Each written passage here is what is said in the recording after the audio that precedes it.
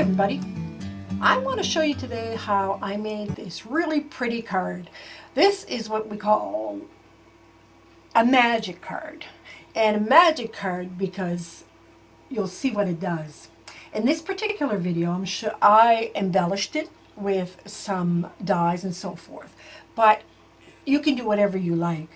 If you can tell how I pull it out, you go from a black and white image to a colored image. It is fascinating. It'll intrigue any of you, the recipients that has it.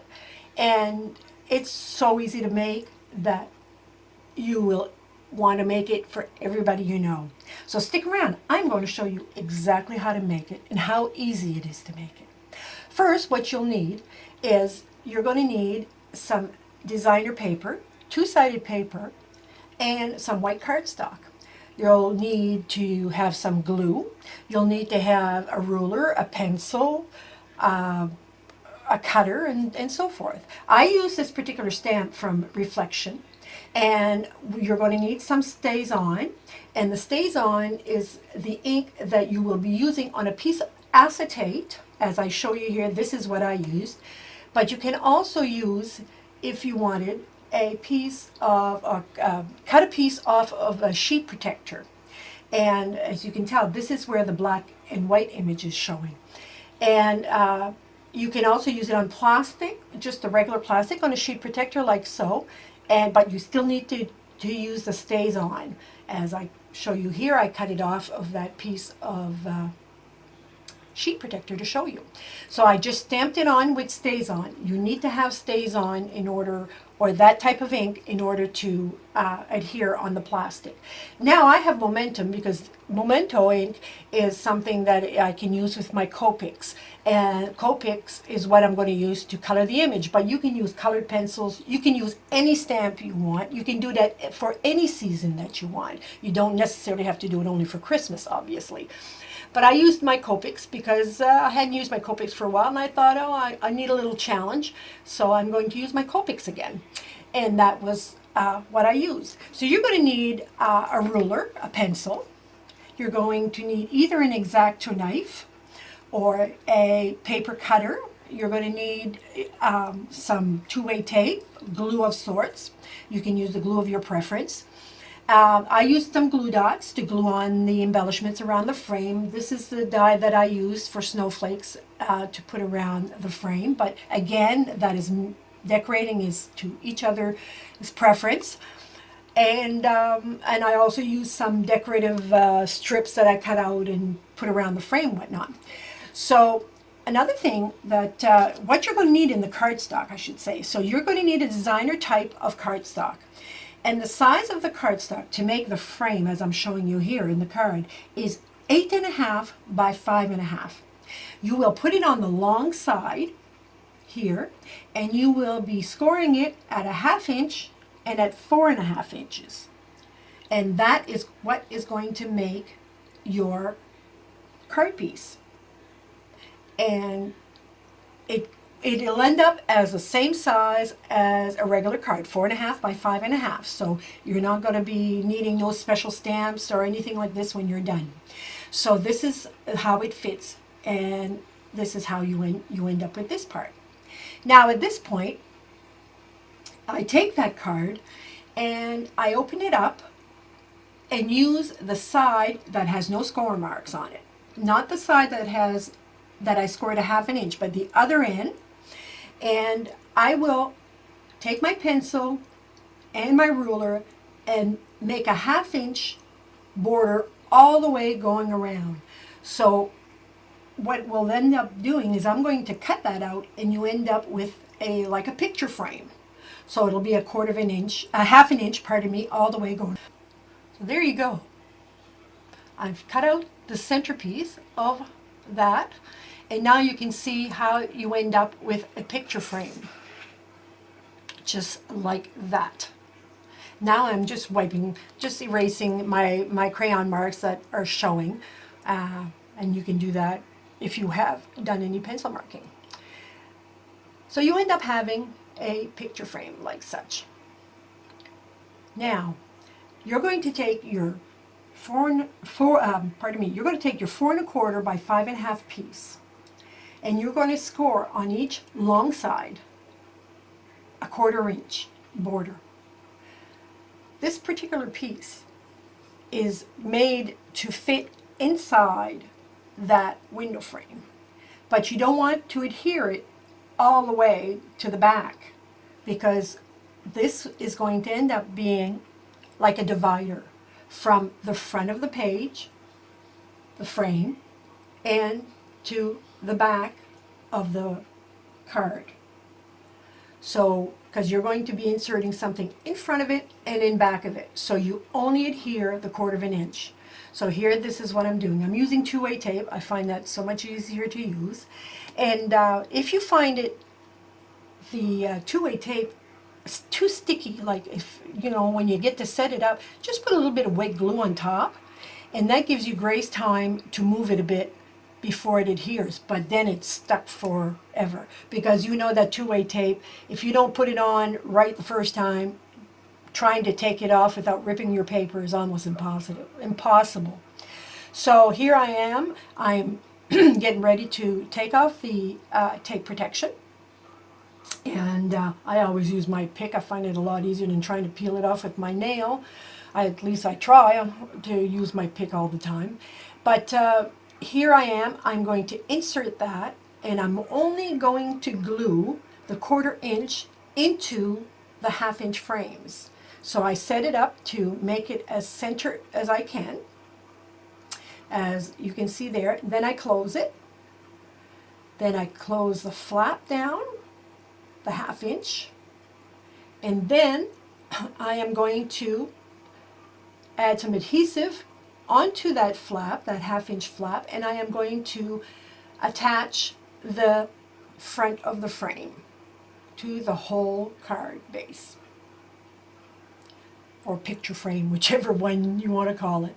So I just make sure that the tape, I always run my hand with a bit of pressure after, because the two-way tape is wonderful, but if you don't if you don't make sure that it's stuck all the way through, when you get to pull your tape, it pulls some of the tape off.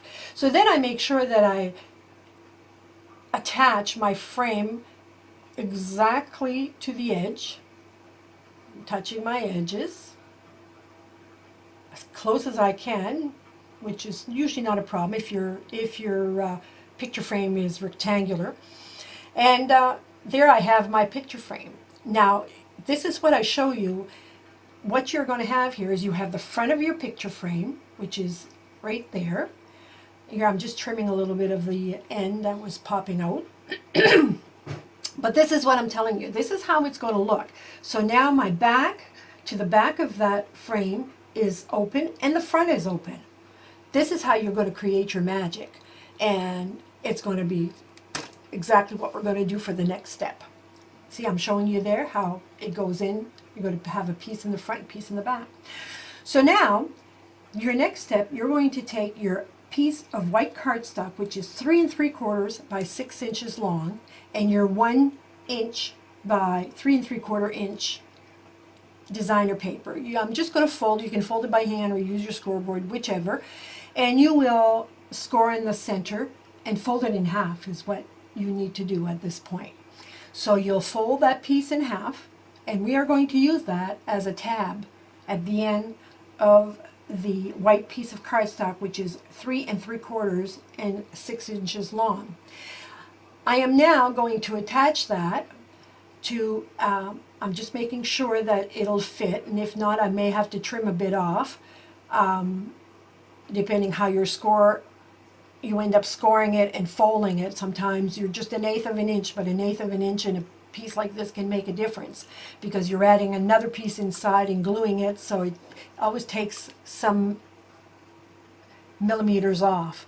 So now I'm attaching the tab only on one side. So I'm taking my two-way tape, and I'm going to add it onto that tab, and I'm attaching that cardstock onto that only on one side.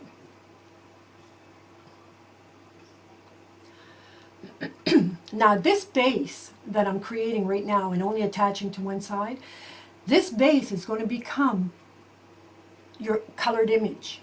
Whether you color exactly on that piece or you color in another piece and attach it to it, that is what is going to become your colored piece, your white cardstock. So I'm attaching that.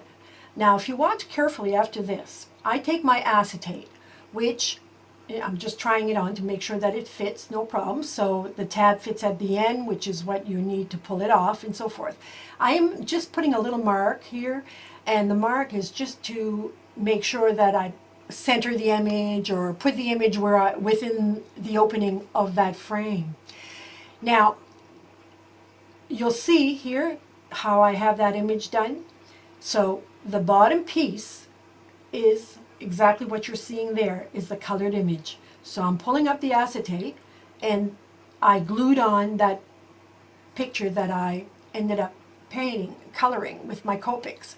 This is my piece of acetate. You can use, as I said, also you can cut a piece from your sheet protector and it'll do the same thing. I like acetate because acetate is clear, shiny. I just like what it does. So it's at this point that I'll stamp my acetate and stamp it with Versamark. And then, not Versamark, I'm sorry, Stays On black ink. And then you have to leave it dry because it stays wet, but once it dries, it's permanent. You can't take it off. And then I stamp with my Memento on the cardstock, and then I go on coloring my picture. So I'm just showing you here how you can add a piece of sheet protector if you wished to put on to the piece. But I used acetate as I showed you on a little at the beginning of this piece here. So this becomes your top piece, which is just stamped with black Stays On ink. The bottom piece is where I attach my image colored up, okay? And it's as simple as that. You just color it on, you attach it. When you get to flip your plastic, before you attach the plastic on, make sure that you align the colored picture with the outline picture. That is the trick, because when you look at it, when you pull it out, everything has to be aligned exactly the same. So when you're looking at it through the window, through the acetate, the outlining is a little darker because everything's aligned up, as I can show you right here. But when you're pulling it out, it's still an outline with the colored image.